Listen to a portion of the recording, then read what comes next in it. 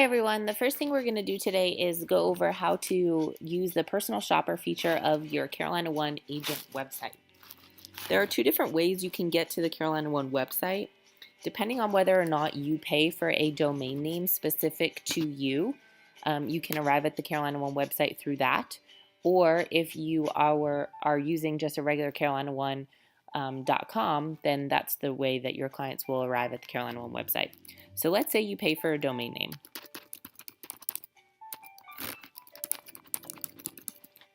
I'm going to use Melissa Loy as an example. When I type in her URL, it brings me to her agent website, North Carolina One.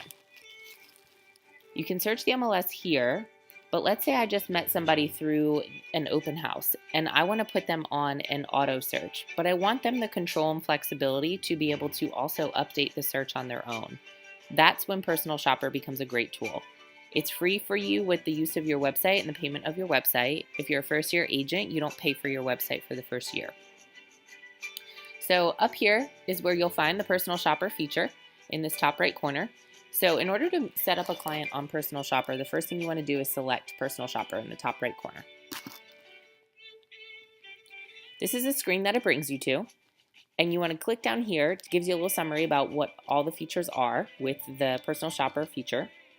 You want to click down here where this blue button is and go to Sign Up Now. This is how you're going to set up your client or your new potential buyer, seller, whoever that you met at an open house, or even past clients through the Personal Shopper. All you need is their email address. You do not need to create a username for them. Once you have their email address and their name in, click Register, and they're going to receive an email. The next thing you want to do is actually go down here and log in. So now you're going to log in as Maggie McDuffie or your potential client, whoever you just input into the system.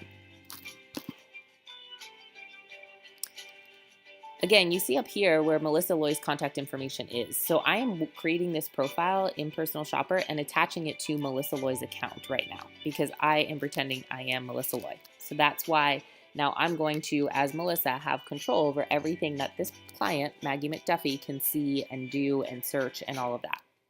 The first thing you want to do once you're in here, before you set up your search for your client, is to go under Account Settings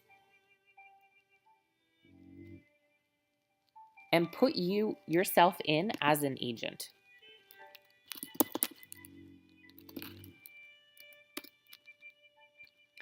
So now it says that I've got an agent that I'm working with, and that is Melissa Loy. You'll save the settings. Of course, if you have additional contact information for this person, you can certainly put them in there. You can also change how often they get the email. I think that weekly is good, but if you have somebody who's really hot, you may want to change it to daily. If you have somebody who is a little bit distant from you but did provide an email address, maybe you want to do twice a month or twice a week. This depends on the relationship, of course. But this part's important. So once you've got yourself as the contact agent in the feature, click Save Settings. And now we're going to create their search. So go back into Home. And now remember, I'm working from the client's perspective right now in their account. It does not require a password. It just requires their name and their email address. Let's say I did an open house this weekend and met these people at a house in Rivertown. So the first thing I want to do is create a search for them for everything in Rivertown. So I'm going to go here to Create New Search. I'm going to go up here in my search bar and type in Rivertown.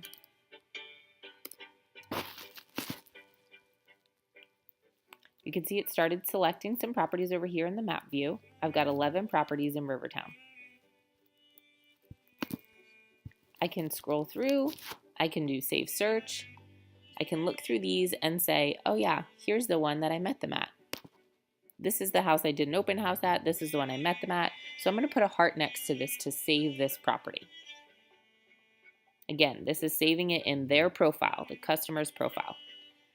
Maybe I want to advance this criteria and put in here that they only want to know about what happens in Rivertown that is 2,500 square feet or larger. So I'm going to do the advanced criteria and go to square footage, 2,500 square feet. And I'm going to click Search. Now I'm down to 6 properties. 6 properties in Rivertown that are currently available that are over 2,500 square feet. I'm going to save the search and I'm going to name it Rivertown Homes over 2,500 square feet. I want them to be notified when there's a new listing and when there's a price change. I don't necessarily want them to be notified when there's open houses because I want to be able to stay in touch with them and be the one to show them the houses. But you could check that if you want to. Great, now I've saved a search, I've saved a property, and if I wanted to get more information, let's say I was coming at this from the customer perspective and I am the customer and I want to get more information on this or I want to refresh my memory on this property. I'm going to select the property and it gives me more contact information. It gives me, more property information. It gives me the pictures, all straight from MLS. It gives me the dimensions of the square footage, the numbers of bedrooms and bathrooms. And also down here, I can calculate a mortgage payment if I want to. It does it by default and tells me that it's based on a 30-year fixed rate with a down payment of $60,000. But let's say I have $100,000 to put down. I can change this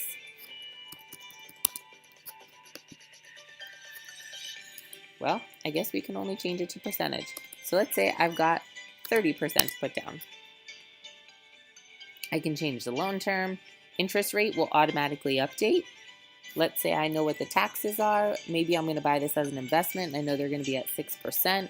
So maybe I'm going to put in here $4,500. And maybe my homeowner's insurance I'm expecting to be about the same. And I know that the HOA is $750 a year. I'm just making stuff up. So I press calculate and it gives me a new monthly payment. I can also get pre-qualified here. So there's lots of great options here for the clients. Additionally, at the top, if I want more contact information on this property, I can request more information right here and it's going to go directly to my agent, Melissa, because I came to the Carolina One Personal Shopper website through Melissa's page and I also identified Melissa as my agent. So now, anytime my client requests more information, the only person they're going to see over here is Melissa.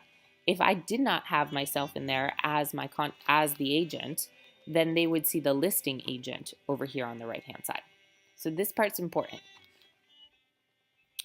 Now, if we want to go back and see where those saved properties went and where those saved searches went, we click back up here in the top right to Personal Shopper and it brings us back to our home page.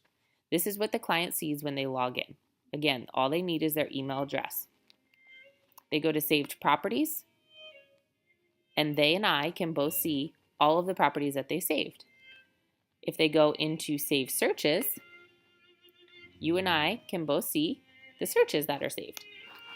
The beauty of this is that let's say the client goes out next weekend, they decide they drive through Rivertown a bunch more times and they don't like that neighborhood anymore. They can go in and create a new search and they're not dependent on you to do that. You can also be notified when they create a new search so you know what they're saving and what they like, what they dislike, and you'll see a tab here that says Agent Suggestions, which is how you can suggest properties for them. That's a brief overview of the Personal Shopper tool on your Carolina One website.